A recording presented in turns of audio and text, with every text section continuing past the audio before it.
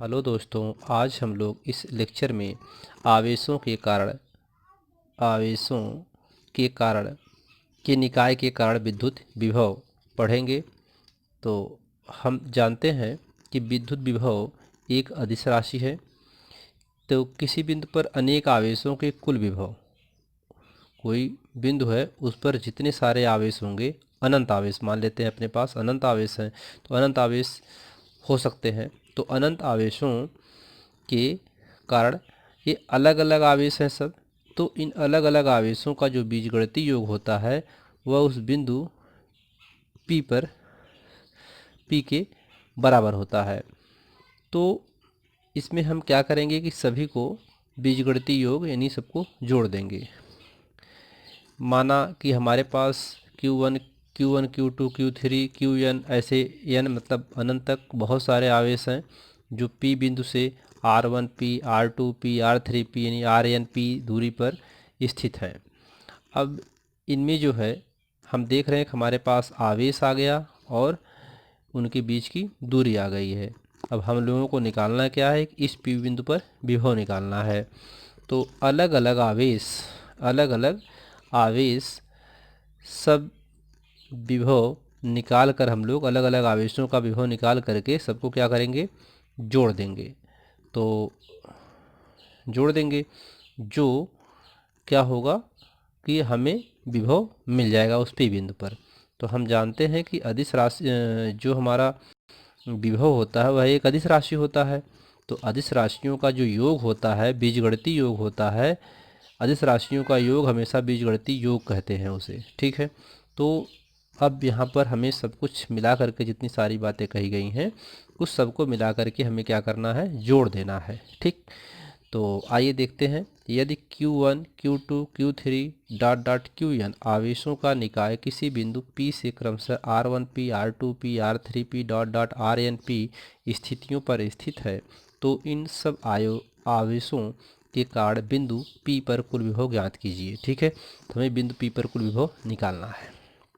अब यहाँ पर Q1, अब इसमें Q1 आवेश के कारण P बिंदु पर विभव, इस Q1 आवेश के कारण P बिंदु पर विभव का सूत्र हम लोग जानते हैं KQ/R होता है।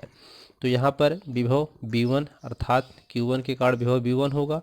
तो V1 बराबर KQ1/R1P, ठीक है। तो ये आ गया समीकरण नंबर 1। ऐसे Q2 का आ जाएगा आपको P बिंदु पर विभव V2 हो जाएगा आवेश Q2 के कारण। तो उसका आ जाएगा हमारे पास KQ2/R2P समीकरण नंबर 2। इसी प्रकार Rn तक आवेशों के कारण P बिंदु पर विभव हो जाएगा Vn और KQn/RnP होगा, ठीक है। तो RnP हो जाएगा।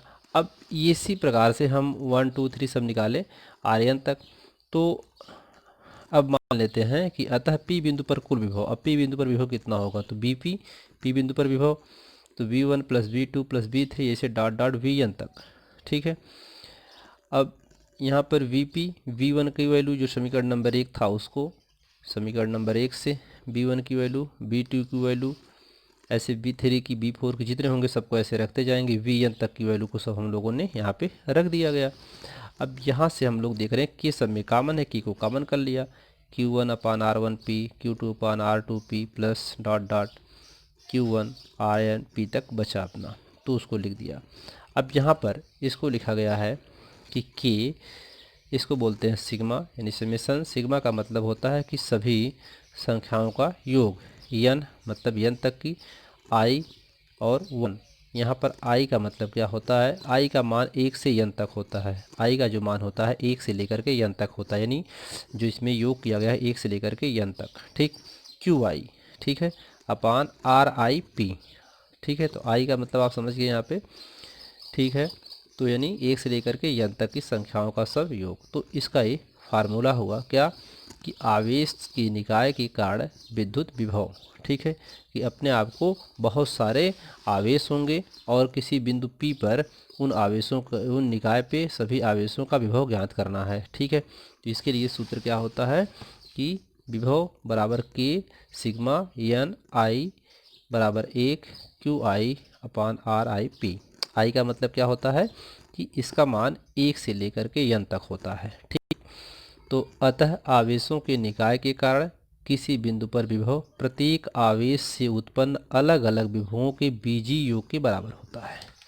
ठीक है, तो ये आपको समझ में आ गया होगा। बहुत आसान है, अगर पिछले लेक्चर आप ध्यान से पढ़े होंगे तो भी आपको बहुत ईजी लगेगा। यहाँ क्या करा है कि आवेशों के निकाय के कारण, अब जो सारे आवेश थे अपने पास Q1 Q2 Q3, ये सभी आवेश जो है, ये सब अभी आवेश जो हमारे पास है, ठीक, 3 आवेशों के निकाय के कारण किसी बिंदु पर विभव प्रत्येक आवेश से उत्पन्न, अब किसी बिंदु मतलब P बिंदु पर विभव प्रत्येक आवेश से उत्पन्न अलग अलग विभवों के बीजीय योग के बराबर होता है। तो सबको जोड़ते तो उसके बीजीय योग के क्या होता है, बराबर होता है। ठीक है, इस पे एक हम लोग एग्जाम्पल देख लेते हैं।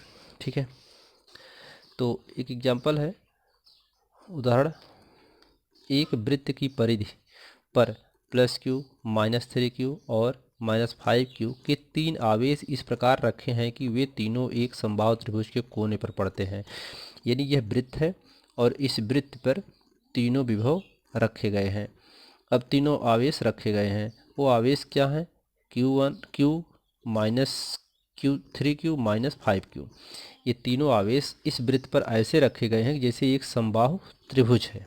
ठीक है, अब यदि वृत्त की त्रिज्या r हो तो इस वृत्त की त्रिज्या कितनी है, r।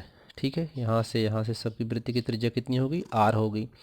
अब बीच में हमने आपको एक समबाहु त्रिभुज भी बना दिया है इसमें। ठीक है, तो कह रहा है कि इसके केंद्र पर विद्युत विभव, यानी इस केंद्र पर V आपको का मान ज्ञात करना है इसके केंद्र पर।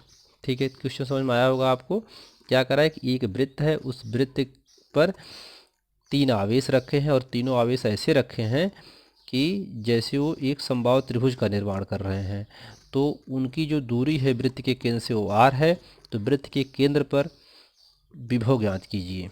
ठीक है, तो वृत्त के केंद्र पर विभव b बराबर, अब सभी विभव का योग हो जाएगा v1 v2 v3। विभव b बराबर क्या हो जाएगा, v1 v2 v3 हो जाएगा। v1 की वैल्यू दिया हुआ है +q, v2 की वैल्यू दिया हुआ है -3q, v3 की वैल्यू दिया है -5q। केंद्र से प्रत्येक आवेश की दूरी r है।